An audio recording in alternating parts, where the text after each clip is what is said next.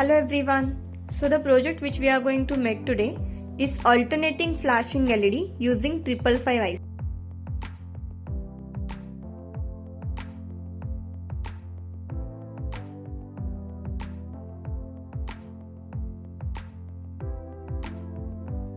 The components required for this project are 555 IC, breadboard, some jumper wires, battery snapper, 10 kilo ohm potentiometer, two 330 ohm resistors, one 1 kilo ohm resistor, two LEDs, one 470 microfarad capacitor, and a 9 volt battery. First of all, we'll place IC 555 on the breadboard. Connect pin number 2 and 6 of IC together with jumper wire. Then connect pin number 4 and 8 of the IC with the jumper wire.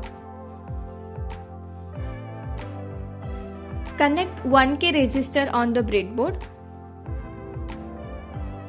Place 10 kilo ohm potentiometer on breadboard and connect one end of potentiometer to the one end of resistor as shown in the video. Connect the wiper terminal and terminal 2 of potentiometer together with the help of jumper wire. Connect another end of 1 kilo ohm resistor to the pin number 4 of IC. Connect the positive terminal of capacitor to one terminal of potentiometer. Longer terminal is positive terminal and shorter terminal is the negative terminal. Connect the negative terminal of 470 capacitor with the pin number 1 of IC. Connect the jumper wire where 1K resistor and potentiometer are getting connected to pin number 7 of the IC.